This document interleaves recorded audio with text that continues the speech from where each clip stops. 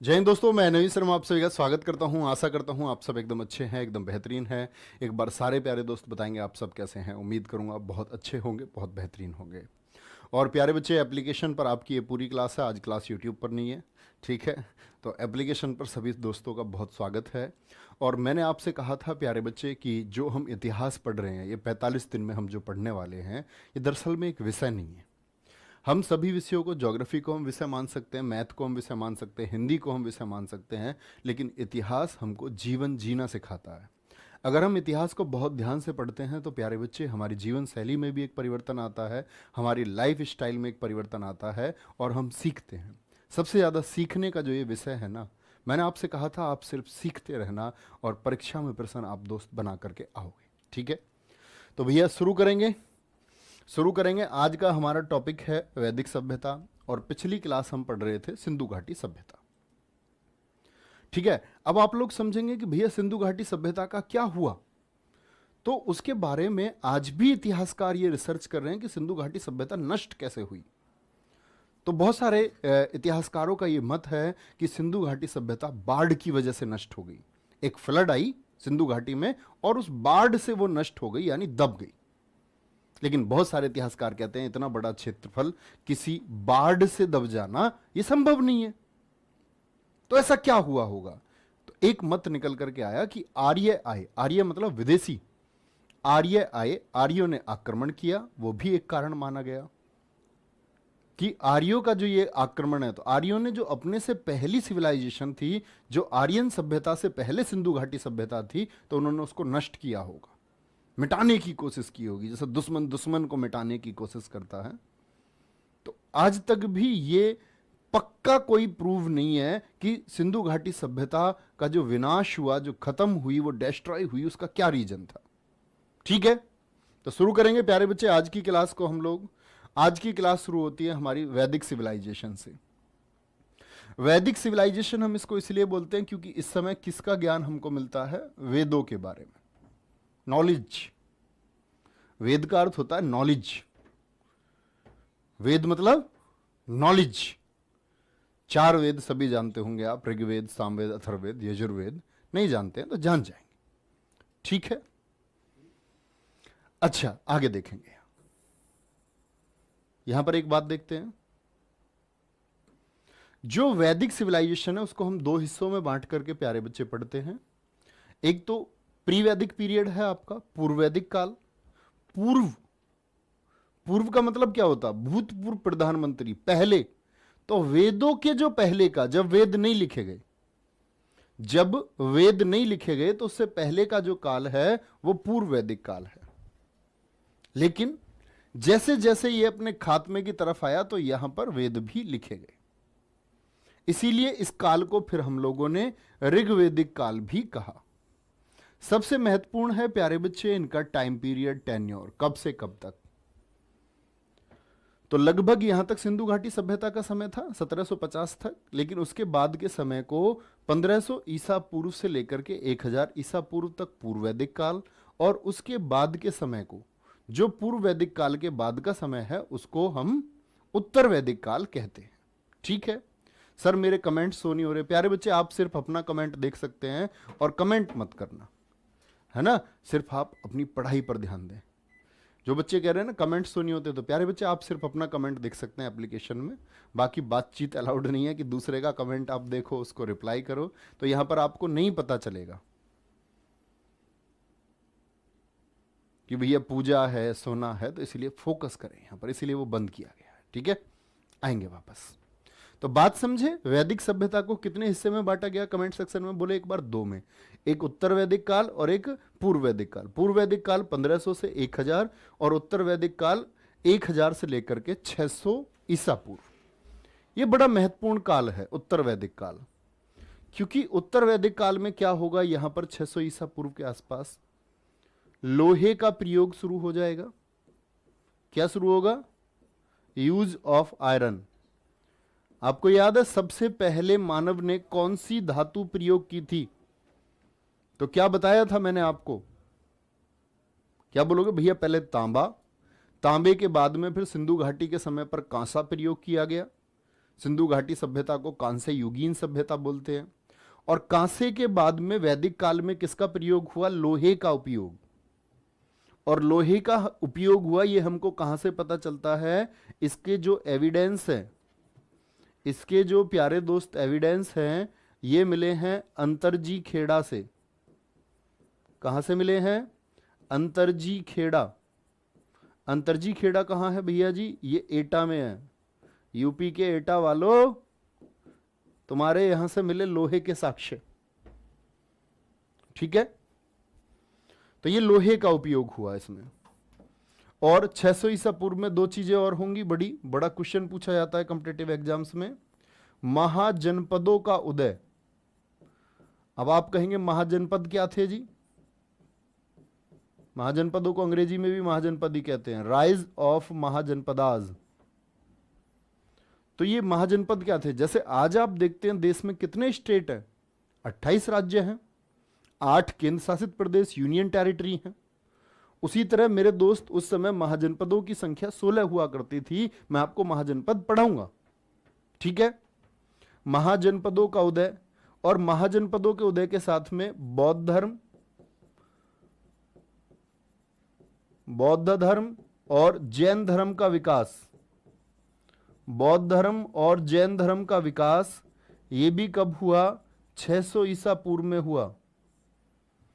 और कोई भी बच्चा, मेरी बात ध्यान से अपनी कॉपी पे नोट कर लो, मैं बड़े शांत तरीके से पढ़ाता हूं, लेकिन मुझको कभी भी मेरी नज़र कमेंट सेक्शन पर गई और मुझको लगता है ये बच्चा पढ़ने वाला नहीं है, इधर उधर की बात करने वाला बच्चा है, तो आपका कोर्स खत्म करके आपके पैसे आपको लौटा दिए जाएंगे। समझ रहे हैं? तो बहुत ध्यान से उस अच्छे स्टूडेंट की तरह सब कुछ सीखना, ठीक है। तो महाजनपदों का उदय कभी भी पूछेगा तो क्या बोलोगे? 6ठी शताब्दी ईसा पूर्व में। बहुत बार एग्जाम्स में पूछा गया है, ठीक है। महाजनपदों के बारे में आपको पढ़ाऊंगा। मगध था, अंग था आपका, ठीक है। मगध सबसे शक्तिशाली महाजनपद था, जिसके लिए सिकंदर भाग के आएगा यूरोप से, जिसका शासक होगा घनानंद। उसी समय राइज होगा चंद्रगुप्त मौर्य का, जिसके गुरु होंगे आचार्य चाणक्य। ये सारी चीजें आप सीखेंगे, आगे आएंगे। अब मैंने बोला कि ये जो वैदिक सभ्यता है, ये जो वैदिक सभ्यता है, वैदिक सभ्यता की अगर हम बात करते हैं प्यारे बच्चे, जो निर्माण किया, जो इसको खड़ा किया किसने? आर्यों ने। किसने? आर्यों ने इसको स्टैंड किया। किसने बिल्ड किया इसको? आर्यों ने। अब ये आर्य लोग कौन हैं? जो सिंधु घाटी सभ्यता के बाद में आए इंटेलिजेंट लोग। तो आर्यों के बारे में कुछ कथन है, ध्यान से देख लेना। मैं आपको पहले बता देता हूं कि आर्यों का आगमन स्थल, ये आर्य हमारे देश में कहां से आ गए, तो इसके बारे में इतिहासकारों ने अपने अलग अलग कथन दिए हैं। लेकिन कभी भी पूछे आर्य शब्द का सबसे पहले प्रयोग किसने किया? दो क्वेश्चन पूछे जाते हैं। आर्य शब्द का, जो वर्ड आर्य है, आर्य शब्द का सबसे पहले प्रयोग किसने किया है? सबसे पहले प्रयोग 1853 में, 1853 में मैक्स मूलर साहब ने किया। इतिहासकार रहे हैं, मैक्स मूलर ने किया। तो सबसे पहले आर्य जो वर्ड था उसको किसने बोला? मैक्स मूलर ने, सबसे पहले प्रयोग। और आर्य जो शब्द है, आर्य का अर्थ क्या होता है? आर्य का अर्थ होता है श्रेष्ठ, best. What is the meaning of the word Arya? Is best. Hitler ने भी अपने लोगों को कहा है आर्य। उसने बोला इस दुनिया में हमसे शक्तिशाली कोई नहीं है, हम सबसे बेहतरीन कौम है जो नीली आंख वाले हैं। तो हिटलर भी अपने लोगों को आर्य कहता था। आर्य का मतलब होता है श्रेष्ठ, बेस्ट। ये लोग खुद को बोलते थे कि हम सबसे बेस्ट है दुनिया में, कुलीन, उच्च कुल के हैं, हमसे बेहतर कोई नहीं है, श्रेष्ठ, उत्तम, कुलीन। ये किसके अर्थ है? ये आर्य शब्द के अर्थ है। ठीक है, आगे आएंगे। आर्यों का आगमन स्थल, तो आर्यों ने इस व्यवस्था को जन्म दिया, वैदिक काल को। सबसे इंपॉर्टेंट बात, मैक्स मूलर साहब ने क्या बोला कि मिड एशिया से, सेंट्रल एशिया से आए आर्य। एडवर्ड मेयर एक इतिहासकार हुए, उन्होंने बोला तिब्बत, जे पामीर का पठार है, पामीर के पठार से आए ये। पेनका और हर्ट इतिहासकारों का कहना है कि आर्य जर्मनी से भारत में आए, जर्मनी से भारत में आए। दयानंद सरस्वती जी का कहना है आर्य कहां से आए? तिब्बत से आए। और गाइल साहब का कहना है कि ये हंगरी से आए। और हमारे बाल गंगाधर तिलक जी का कहना है उत्तरी ध्रुव से आए। इसमें दो स्टेटमेंट सबसे इंपॉर्टेंट है, एक तो तिलक साहब का और एक मैक्स मूलर का, जिसके बारे में सबसे ज्यादा प्रश्न पूछे जाते हैं। तिलक साहब ने कहा कि उत्तरी ध्रुव से आए, तो लोगों ने बोला भैया उत्तरी ध्रुव पर तो बर्फ ही बर्फ रहती है, कैसे पॉसिबल है? सब लोगों ने अपनी राय दी, सब लोगों ने अपनी राय दी कि आर्य आ गए। अब एक वर्ड आपने सुना होगा, हमारा देश जो भारत है इसका नाम है आर्यावर्त। सुना है? यस और नो? भारत, इंडिया, हिंदुस्तान और आर्यावर्त, हमारे देश को 4 नामों से जाना जाता है। तो आर्यावर्त, आर्यों ने आवृत कर लिया, आवृत मतलब घेर लिया, तो आर्यों ने जिसको बाउंड कर लिया, घेर लिया, वो आर्यावर्त है। इसीलिए देश को, हमारे को बोला गया आर्यावर्त। कोई दिक्कत? आगे चलें? कोई परेशानी? कोई दिक्कत? आगे चलते हैं भैया। ये कॉमन सी बात है, इसमें 2 स्टेटमेंट आप लोगों को याद रखने थे, एक तो मैक्स मूलर साहब का और किसका? तिलक साहब का। ये दोनों चीजें आप लोग याद रखेंगे। बहुत बढ़िया, यस यस यदुवंशी, बहुत शानदार। सर प्रश्न कैसे पूछा जाएगा? बेटा हर लाइन का मैं आपको प्रश्न नहीं बता सकता हूं, थ्योरी पढ़े, प्रश्न आप अपने आप समझ जाएंगे। प्रश्न पूछा जाएगा आपसे, मैक्स मूलर ने आर्यों का निवास स्थान कहां से आया हुआ बताया है, तो मध्य एशिया, पूर्व एशिया, दक्षिण एशिया, विकल्प लिख करके आएंगे। हर प्रश्न के लिए कभी ना पूछें कि जी भैया ये कैसे ले प्रश्न आएगा इसका। ऐसे तो हर लाइन पे मैं आपको प्रश्न बताऊंगा, है इतने कच्चे बच्चे हो क्या तुम?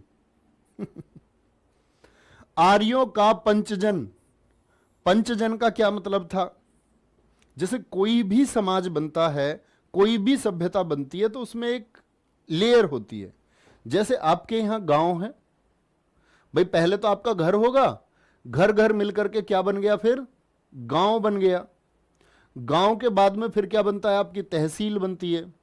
तहसील के बाद में प्यारे बच्चे जिला बनता है। जिले के बाद में, डिस्ट्रिक्ट के बाद में क्या बनता है? स्टेट बनता है या यूनियन टेरिटरी बनती है। और फिर बनता है अपना कंट्री। तो कोई भी जो एक समूह है उसमें लेयर होती हैं। ऐसी ही लेयर थी आर्यों का पंचजन।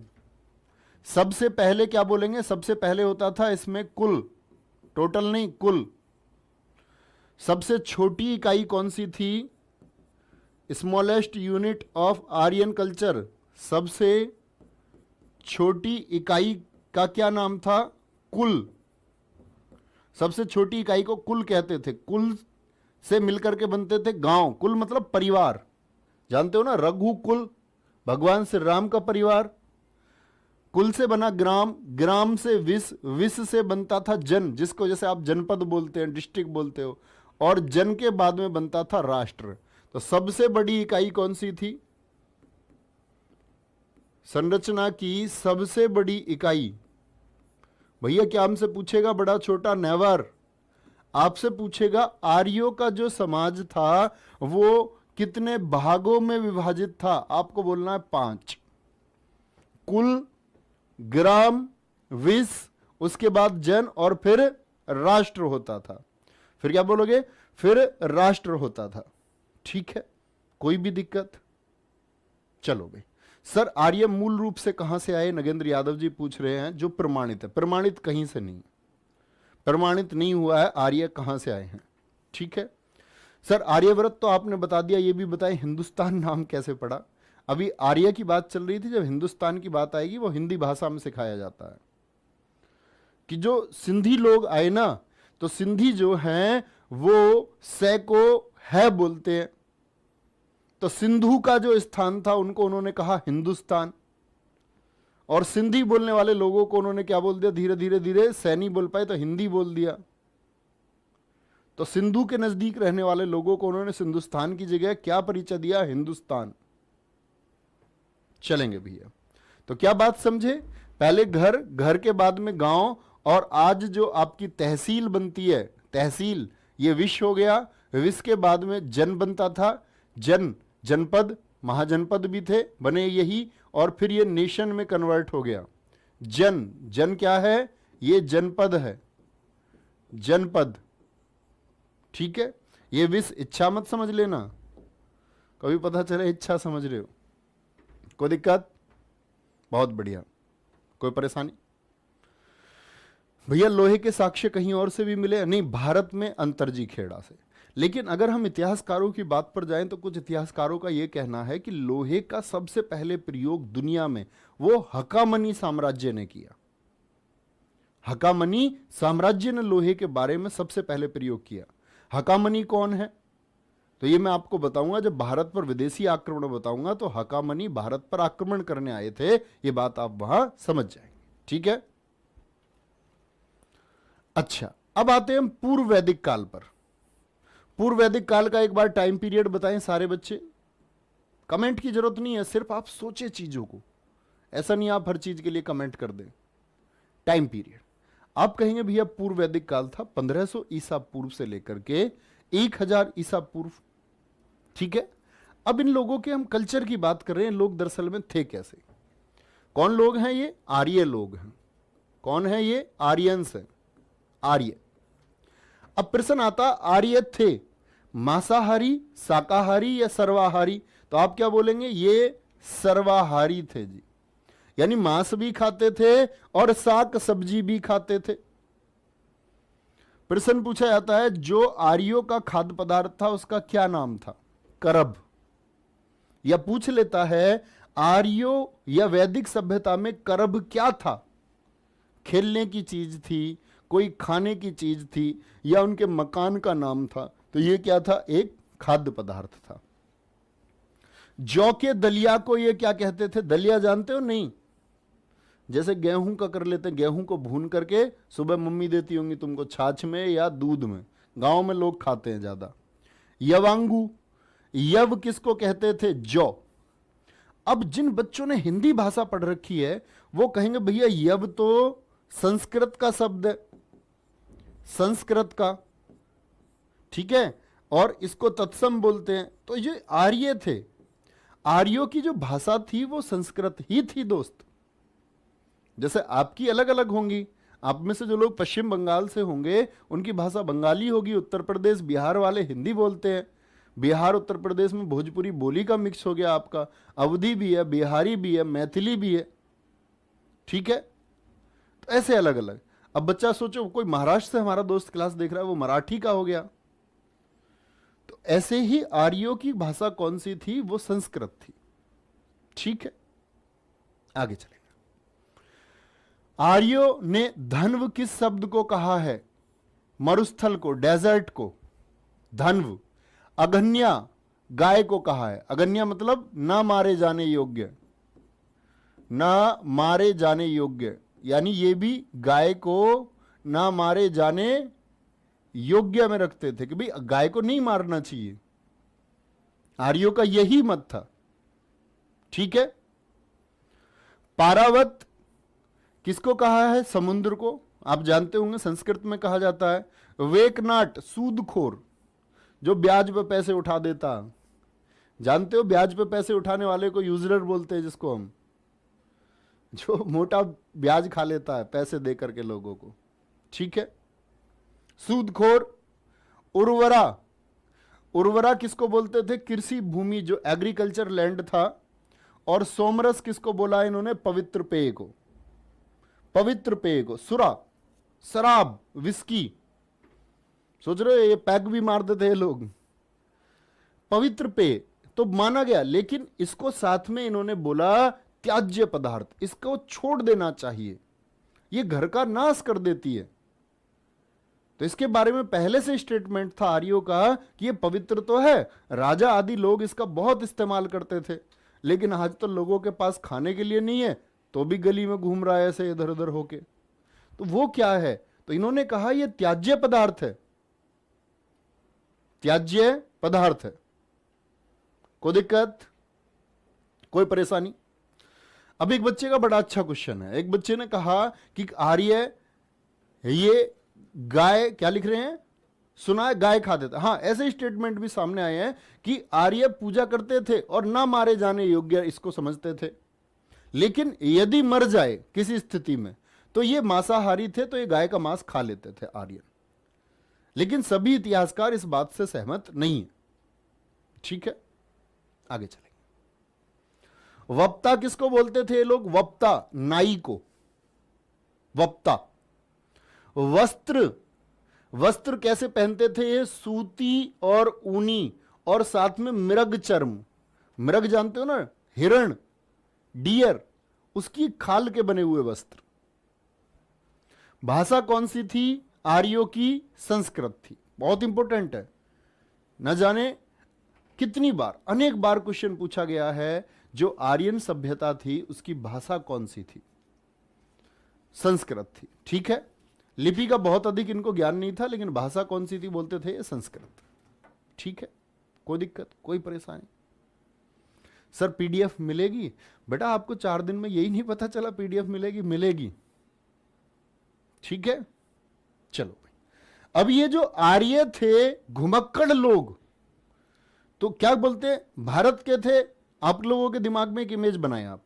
अब आपको इतनी चीजें बताएगी, आप एक बात सोचे, आर्य भारत के थे, अब कहीं बाहर से आए, आप क्या मानते हैं? मैं आपसे क्वेश्चन पूछता हूं, तो आपके दिमाग में इतनी थॉट आनी चाहिए, भैया बाहर से आए।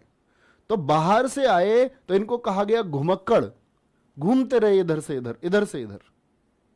ठीक है, आगे चलेंगे। अब आते हैं कि जो हमारा ऋग्वेदिक कालीन नदियों के नाम, मोस्ट इंपोर्टेंट टॉपिक है कि यहां पर प्यारे बच्चे जो नदियां थी, आज नदी है तो नदियों के प्राचीन नाम भी थे। इधर नदी लिखी हुई है, इधर उनके प्राचीन नाम लिखे हुए हैं। इन सभी से क्वेश्चन बनाते हैं। ठीक है, नदी पुराना नाम काबुल,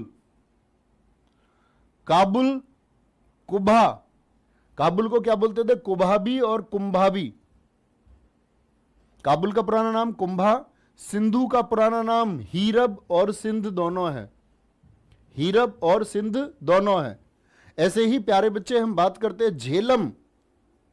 झेलम के लिए तो 2 क्वेश्चन पूछे गए हैं। यह भी पूछा गया कि जो झेलम है इसको यूनानी साहित्य में क्या कहा गया है? क्यों भैया, यूनानियों को क्या पड़ी थी? तो दरअसल में सिकंदर आया है यूनान से, और सिकंदर ने इस झेलम के किनारे युद्ध लड़ा है, हाइडे स्पीज का युद्ध। मैं आपको पढ़ाऊंगा। 325 ईसा पूर्व में लड़ा गया एक युद्ध था, हाइडे स्पीज का युद्ध। राजा पुरु से लड़ेगा आकर के सिकंदर। ठीक है, फिर इसके बाद युद्ध शुरू हो जाएंगे।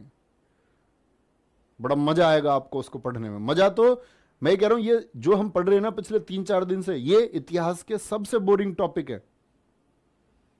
इसके बाद तो स्टोरी शुरू हो जाएंगी, फिर कहानियां शुरू हो जाएंगी, तालियां आप लोग बजाना शुरू कर देंगे। लेकिन मैं ये मानता हूं कि जो अच्छा बच्चा होता है, अगर वो सीरियसली इसको पढ़ रहा होगा, उसको इतना तनिक भी बोरिंग नहीं लगा होगा ये। और एक एक फैक्ट आपको याद होगा। ठीक है, तो काबुल क्या हो गई? कुंभा, सिंधु सिंध, झेलम का पुराना नाम वितास्ता, स्वात नदी का पुराना नाम सुवस्तु, सुवस्तु स्वात नदी का पुराना नाम। चेनाब का पुराना नाम बहुत पूछा जाता है, अस्किणी, आश्किणी बोलो या अस्किणी। गंडक नदी का सदानीरा। घग्गर आप बोलते हो ना, घग्गर। सरस्वती, तो ये घग्गर का ही पुराना नाम है, क्या? द्वसदती और सरस्वती। तो कहीं पर आपको सरस्वती या घग्गर लिखा हुआ मिले या द्वसदती, तो वो एक ही बात है। बोलो भाई, गंडक सदानीरा, चिनाब अस्किणी, रावी परुष्पणी, गोमती गोमल। गोमती का पुराना नाम दोस्त क्या? गोमल। ठीक है सर, मेरा क्वेश्चन है, कोई पूछे आर्य कहां से आए, तो उत्तर क्या होगा एक लाइन में? बेटा मैंने इतने सारे स्टेटमेंट दिए, इतिहासकारों को नहीं पता, तुम जानना चाह रहे हो इस बात को? ये मत है, इतिहास मतों के हिसाब से चलता है। फिक्स होता तो सिर्फ एक ही चीज मिलती। सब लोगों को पता महाराज सम्राट अशोक का जन्म कहाँ पर हुआ, तो उसके बारे में एक ही मत है। जिस चीज़ के बारे में नहीं पता होता उसके लिए एजम्पशंस लगाए जाते हैं, रिसर्च की जाती हैं, तो इतने सारे मत निकल के आते हैं। एक लाइन में क्वेश्चन बन ही नहीं सकता कभी, ना आपको देखने को मिलेगा। आपसे इतिहासकार का नाम दे करके पूछेगा बाल गंगाधर तिलक जी ने आर्यों का मूल निवास स्थान कहाँ बताया, तो उत्तर लिख देना उत्तरी ध्रुव सिर्फ। ठीक है। रावी का पुराना नाम परुष्णी हो गया, गोमती का गोमल हो गया, व्यास का प्यारे बच्चे क्या विपाशा, मिलते जुलते नाम है, वे पे, सतलुज सतुद्री, रटने की आवश्यकता नहीं है, सामने दिखेगा तो याद आ जाएगा। ठीक है। कुर्रम ये किरमू है पुराना नाम इसका, देखो कह रहे में सहते। अब तुम इनको रटने बैठ जाओ तो तुम मूर्ख हो फिर। मूर्ख नहीं बनना है, स्मार्ट स्टडी करनी है। इस 2 महीने में सिलेक्शन उस बच्चे का होगा जो स्मार्ट स्टडी करेगा, बेहतरीन, खुद को जो एकदम से स्मार्ट बना लेगा। स्मार्ट मतलब सुंदर नहीं होता, स्मार्ट वर्क होता है। ठीक है जी। और आज ही मैं आपको जीएस के बारे में, प्यारे बच्चे, जो आपकी क्लास है यूट्यूब पर 3 बजे, वहां मैं आपको जीएस की स्ट्रेटजी बताने वाला हूं क्लास के अंत में। ठीक है, या बीच में बता देंगे कहीं भी कि कौन सा सब्जेक्ट कितने मार्क्स का आपको तैयार करना है। आज ही मैं आपको प्रोटोटाइप दिखा दूंगा 3 बजे कि जीएस का पेपर किस तरह का होगा, आपका किस पार्ट से कितने क्वेश्चन आने हैं, आपको क्या तैयार करना है और पेपर कैसा आएगा, और एकदम बेसिक से लेकर मैं उसको चलूंगा शून्य से। 2 महीने में तुम्हें स्टार बनाएंगे उसमें। ठीक है। सर जी कुर्मी क्या होता है? बेटा ये रिवर है, नदी है। नदी है। अच्छा, तो अब मैं कोई सी नदी का नाम आपसे पूछने जा रहा हूं, एक बार बताएंगे मुझे मैंने क्या क्या आपको नाम बताए। चिनाब का बताना जरा मुझे, 2 पूछूंगा सिर्फ, अगर दिमाग में आता देख के मत बताना। चिनाब का मैं आपसे पूछ लेता हूं, चिनाब का, झेलम का, यही 2 पूछे जाते हैं सबसे ज्यादा। तो चिनाब का क्या बोलेंगे? अस्कीणी, अश्कीणी। और झेलम का क्या होगा प्यारे बच्चे? वितास्ता, प्राचीन काल। ऐसे पूछेगा 4 ऑप्शन दे करके आपसे। और जब कभी भी एक टॉपिक को पढ़ें थोड़ा सा, तो मैं आपको अभी बता देता हूं, अभी नहीं, अभी टाइम खराब होगा, यूट्यूब पे बताएंगे, वहां टाइम थोड़ा सा इधर उधर खर्च कर सकते हैं। ठीक है। तो मैं आपको आज स्कैन थेरेपी के बारे में बताऊंगा जी, जीएस को लंबे समय तक कैसे याद रखें। आगे आएंगे ऋग्वैदिक कालीन समाज की विशेषताएं। मैंने आपको प्यारे बच्चे सिंधु घाटी सभ्यता का समाज कैसा बताया था? तो मैंने आपसे कहा था कि समाज था मात्र सत्तात्मक, लेकिन ऋग्वेद या बोलें तो वैदिक काल आते आते समाज कैसा हो गया? वो पितृ सत्तात्मक हो गया। कैसा हो गया? पितृ सत्तात्मक हो गया। भाषा क्या हो गई इनकी? संस्कृत हो गई। प्रमुख देवता कौन हो गए? पशुपति से इनके इंद्र हो गए। तो ये कब है? ये पूर्व वैदिक काल में है, प्री वैदिक पीरियड में, पूर्व वैदिक काल में, प्री वैदिक पीरियड में। लेकिन उत्तर वैदिक काल में, जो पोस्ट वैदिक पीरियड था, उसमें क्या हुआ? आपका लेटर वैदिक पीरियड में प्रजापति हो गए। शाकाहारी और मांसाहारी ये थे, इस बात में कोई दिक्कत? अब इनके प्रमुख देवता इंद्र हो गए। इसका साक्ष्य कहां से मिलता है? याद रख लेना, बहुत बार पूछा जाता है। बोगाज कोई अभिलेख। अभी तो आप बच्चे ये भी नहीं जानते होंगे अभिलेख क्या होता है।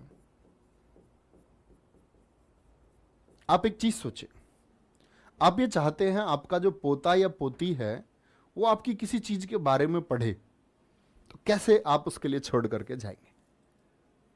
आप कहेंगे भैया किसी डायरी में लिख देंगे और बता देंगे भैया अपने लड़कों को कि भी कल तुम्हारे लड़का हो तो पढ़ाना, लड़की हो तो उसको पढ़ाना है। लेकिन राजाओं के पास ऐसे स्रोत नहीं थे, तो वो क्या करते थे? वो पत्थरों पर लिखवाते थे, पत्थरों पर, छेनी हथौड़े से खुदवा दिया पत्थर पर, स्तंभ बनवाए बड़े पिलर, उन पर लिखवा दिया आपका, खुटवा खुटवा करके। देखा है ऐसे आपने? पत्थर पर जैसे नेम प्लेट लिखी हुई होती है, अपने घर के आगे लिख देते हैं सब, भवन लिख करके, ये भवन वो भवन, विमला भवन, शिमला भवन। तो ऐसा ही बोगज कोई अभिलेख मिला है, कहां से? ये तुर्की देश से मिला है, एशिया माइनर भी बोलते हैं इसको, तुर्की से। और ऐसा ही एक अभिलेख है प्यारे बच्चे, कस्सी स्क्रिप्ट, कस्सी अभिलेख। अभिलेख का मतलब समझ रहे हैं प्यारे बच्चे? तो क्या बोलेंगे? बोगज कोई एंड कस्सी एडिक्ट। ये कस्सी अभिलेख कहां का है? ये ईरान का है, ईरान का है। तो यहां से साक्ष्य मिलते हैं कि ऋग्वेदिक कालीन जो ये लोग थे किसकी पूजा करते थे? ये इंद्र देवता को पूजने लग गए। सिंधु घाटी सभ्यता के लोग पशुपति की पूजा करते थे, मातृ देवी, उर्वरता की देवी की पूजा करते थे। तो यहां इंपॉर्टेंट बात आती है, क्वेश्चन पूछा गया है, ध्यान से देखना, एसएससी जेई द्वारा क्वेश्चन पूछा गया, ऋग्वेदिक काल में कौन से देवता के बारे में स्रोत नहीं मिलता है? तो याद रख लेना, इनके प्यारे बच्चे 4 प्रमुख देवता थे वैदिक काल के, लिखना, वैदिक काल के 4 प्रमुख देवता कौन कौन से थे? नंबर 1 तो इंद्र हो गए, इंद्र। दूसरे हो गए प्यारे बच्चे आपका वरुण, जल के देवता, क्या बोलोगे? वरुण। और तीसरे आपका प्यारे बच्चे देवता थे मित्र, और चौथे थे नाशत्य, मित्र एंड नाशत्य। तो कितने देवताओं के बारे में पता चलता है हमको? प्रमुख देवता इंद्र तो थे ही, इंद्र के अलावा 3 देवता और थे, इंद्र के अलावा 3 देवता और थे दोस्त। कौन कौन से? वरुण, मित्र और नाशत्य। बहुत बढ़िया हनुमान राव झाकर जी, बहुत खूब, बहुत शानदार।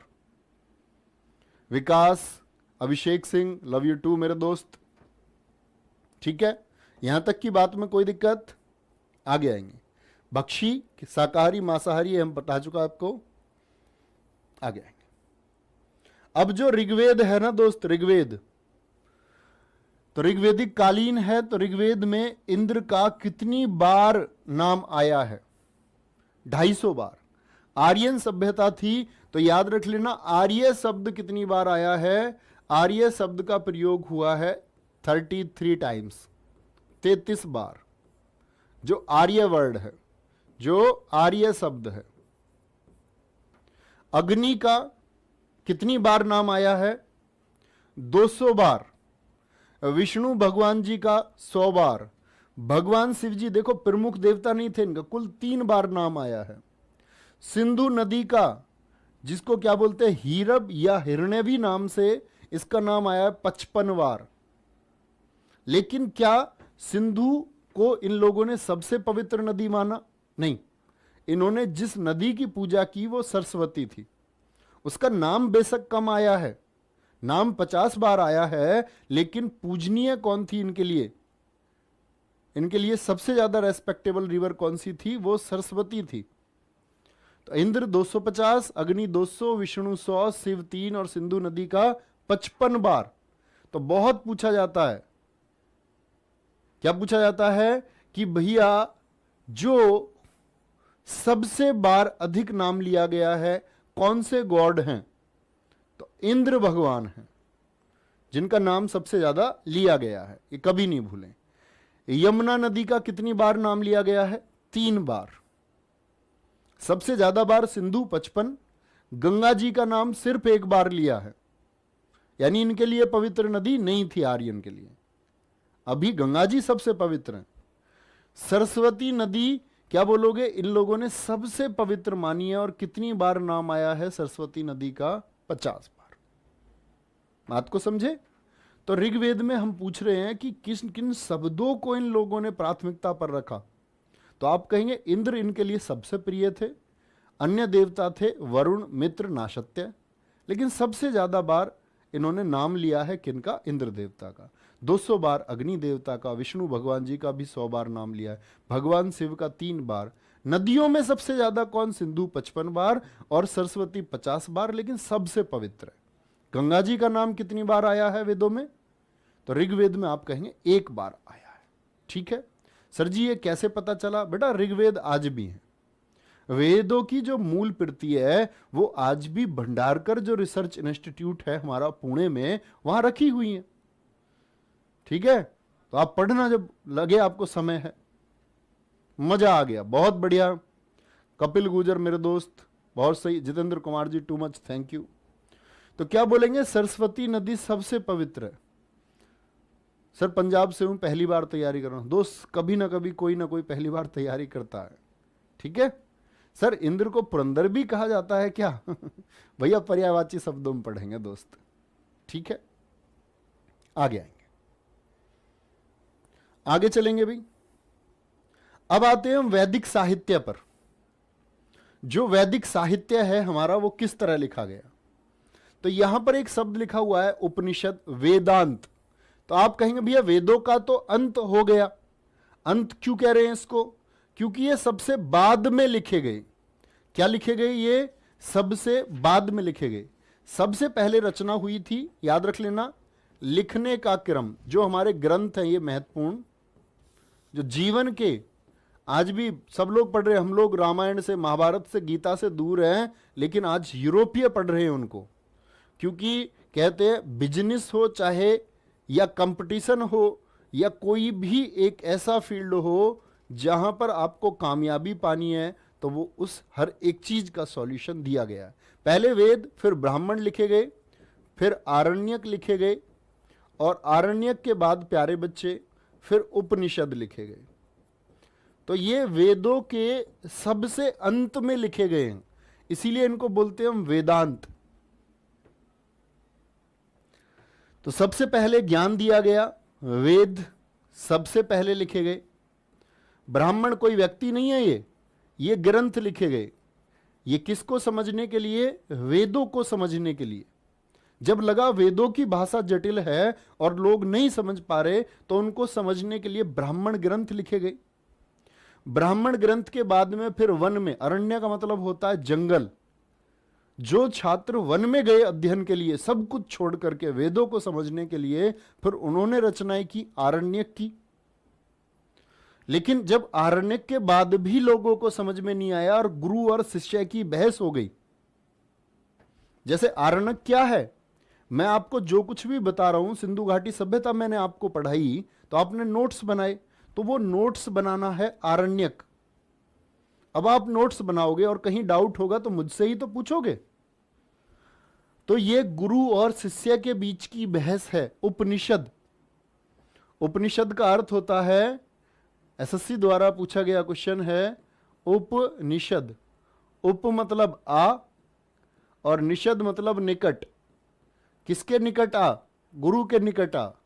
गुरु को दिल से अपना ले और उन जो ज्ञान देना चाह रहे हैं उस ज्ञान को सीख, प्रश्न कर। क्या मन में प्रश्न उठता है?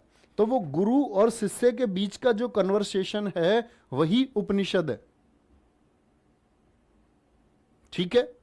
ध्यान से देखेंगे तो उपनिषदों की संख्या कितनी है मेरे दोस्त? 108 है। 108 टोटल कितने हैं? 108।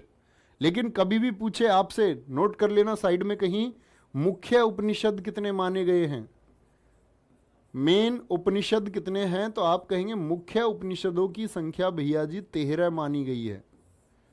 कुल 108, लेकिन मुख्य उपनिषद कितने हैं? वो 13 हैं। आकाश गौर जी, टू मच, थैंक यू दोस्त। बस सिलेक्शन ले लेना है, तब सारी चीजें आपकी सार्थक हो जाएंगी। तो उपनिषद की संख्या कितनी? 108। उनको बांटा कैसे कैसे है? 4, 2, 6 और 102।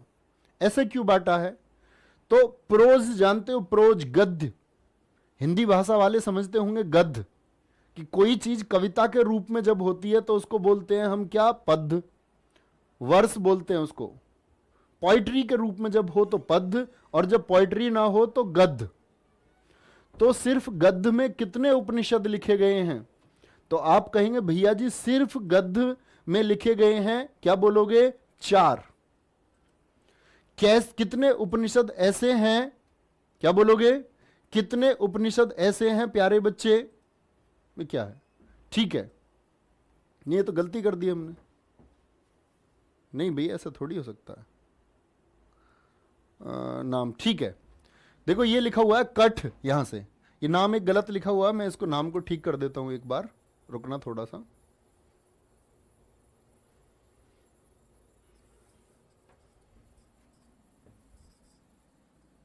देखेंगे भैया, तो ये नाम देखो यहां पे करेक्ट करना है इसको, ये श्वेतांबर है। क्या है ये मेरे दोस्त श्वेतांबर है। क्या है ये? श्वेतांबर।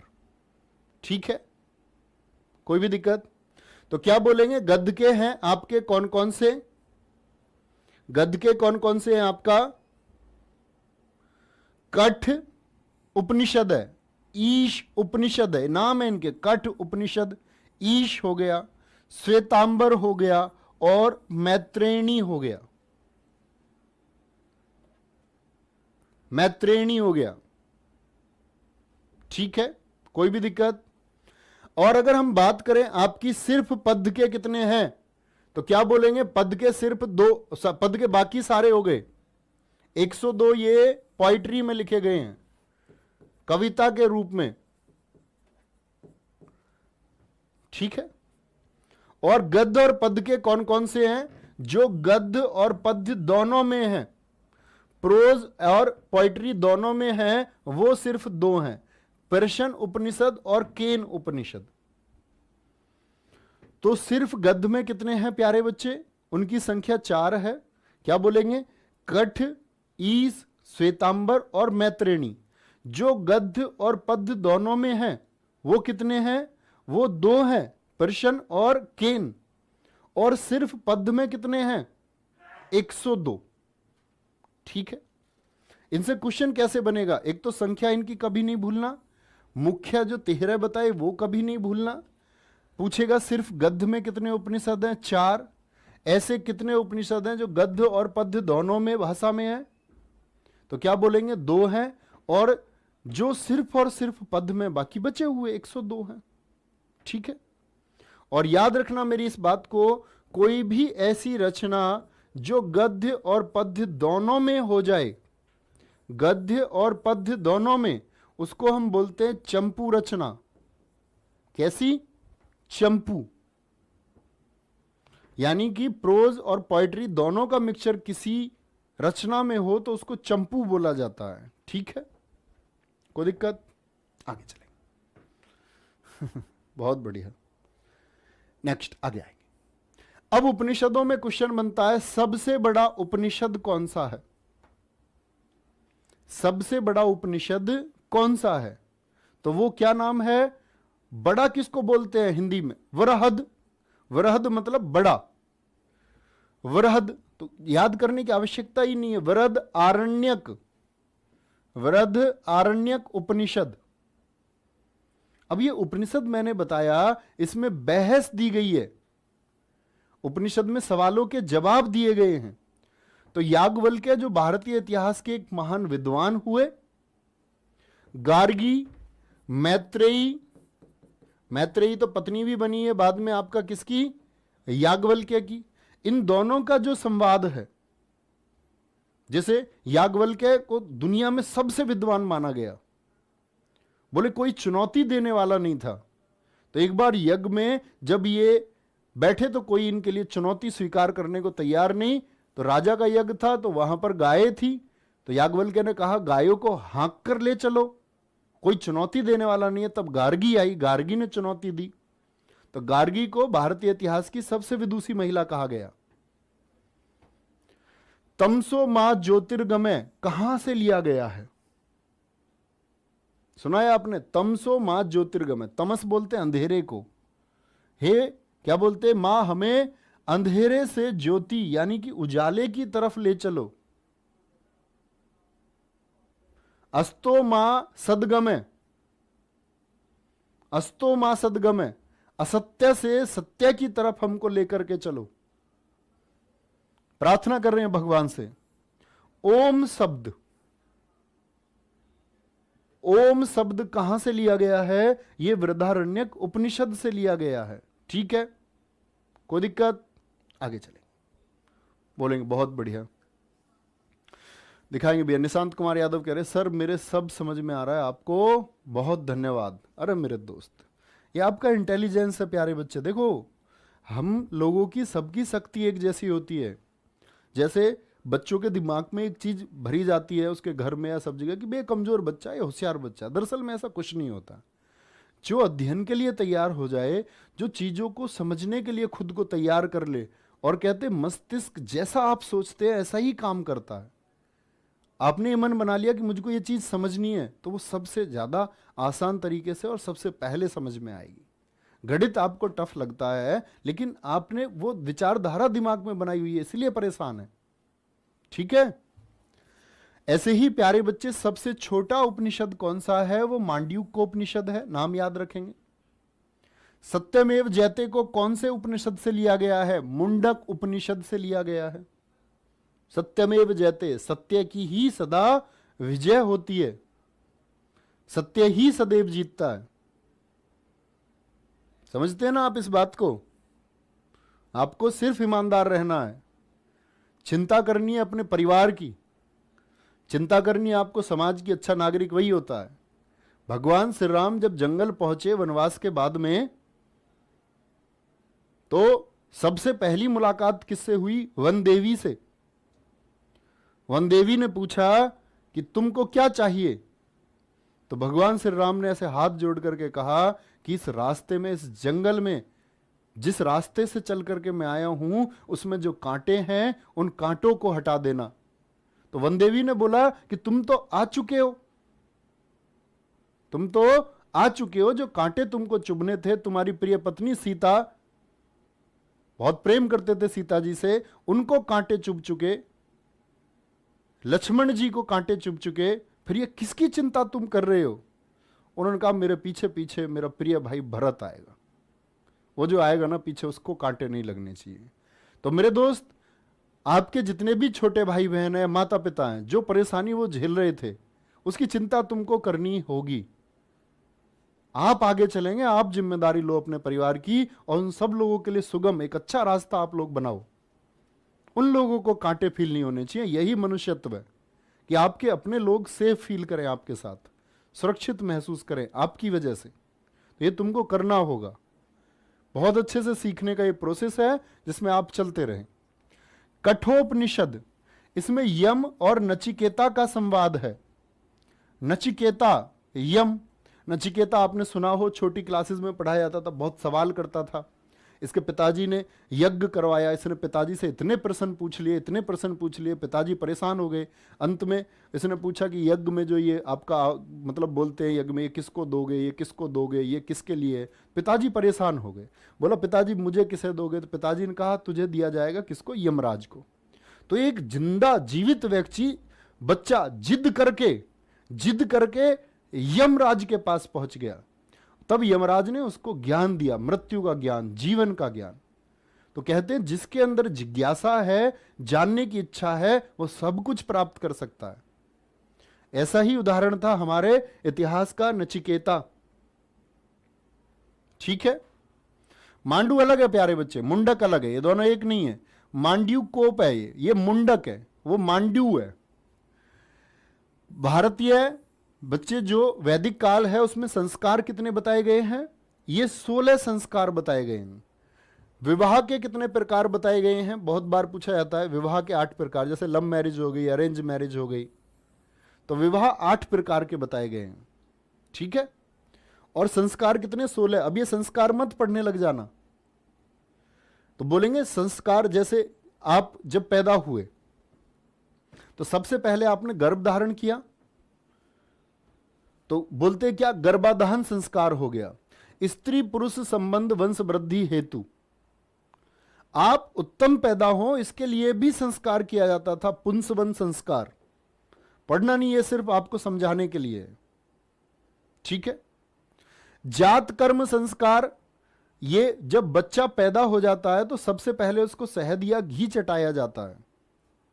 नामकरण संस्कार होता है ना, दावत वावत होती है, वो एक रिचुअल है, रीति रिवाज है। संस्कार का मतलब रिचुअल्स, कस्टम्स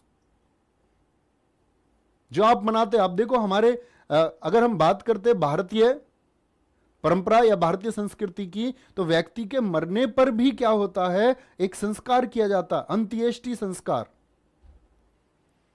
निष्कर्मण संस्कार। जब बच्चे को पहली बार सूर्य चंद्रमा के दर्शन करवाए जाते हैं, अन्नप्राशन संस्कार, बच्चे को पहली बार, भाई 6 महीने तक तो बच्चा क्या करता है, मां का दूध पीता है और मां से जुड़ा हुआ होता है। जैसे पेट में आप थे, गर्भ में, तो आप क्या थे, जीवित थे, किसके साथ, मां के साथ में।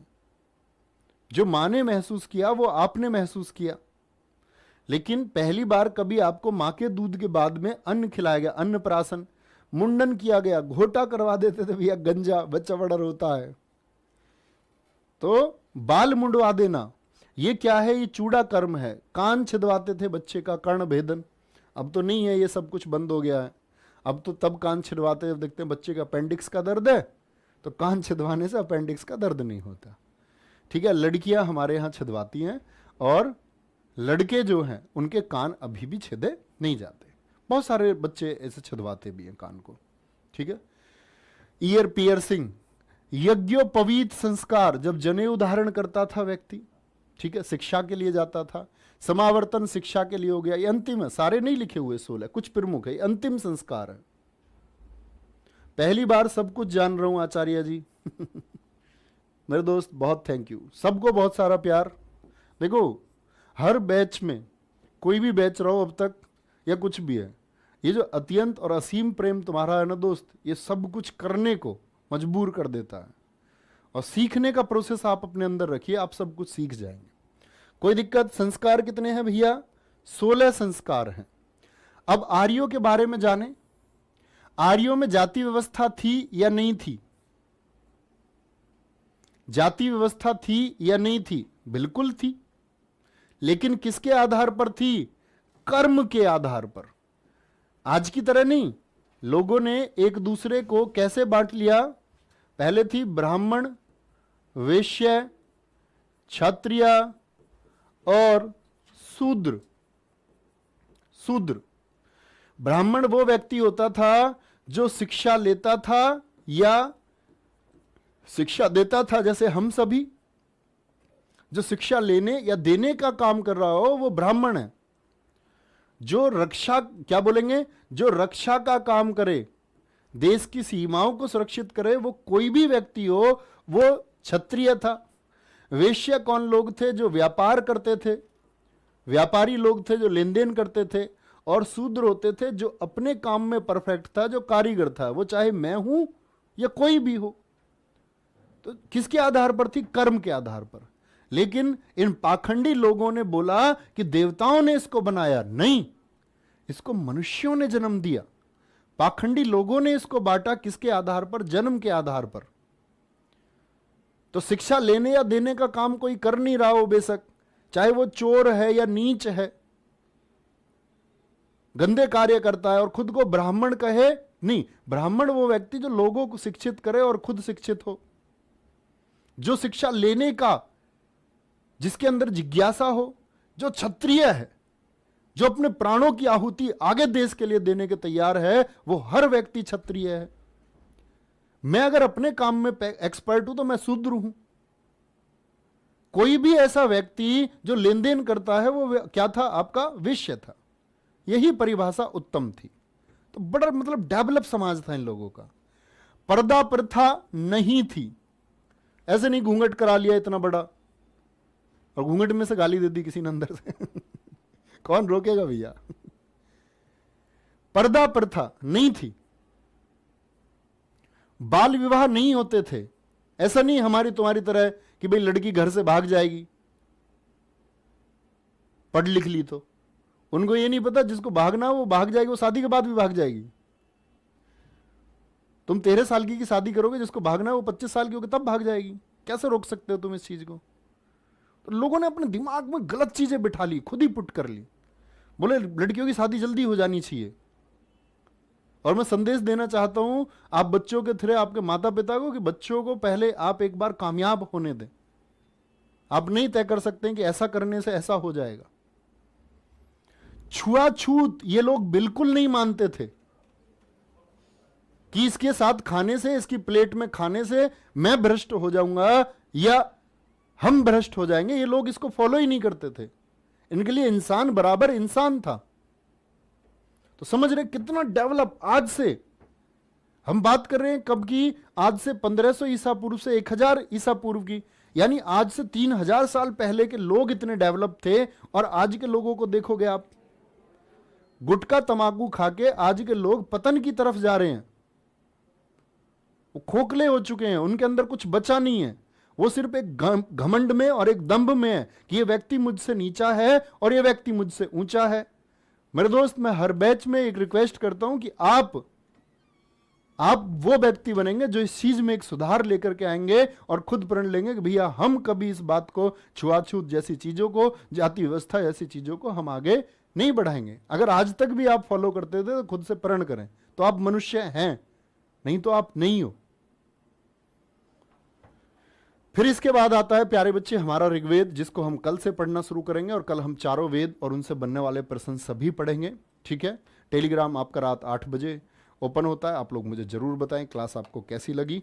ठीक है, और कोई भी प्रश्न है तो प्यारे बच्चे ऐसे टेलीग्राम में ऐसे लिखते हैं, देखो @ लगाया करो, और जैसे ही टाइप करोगे NAVEEN, ठीक है, तो मेरा नाम आ जाएगा खुद ही।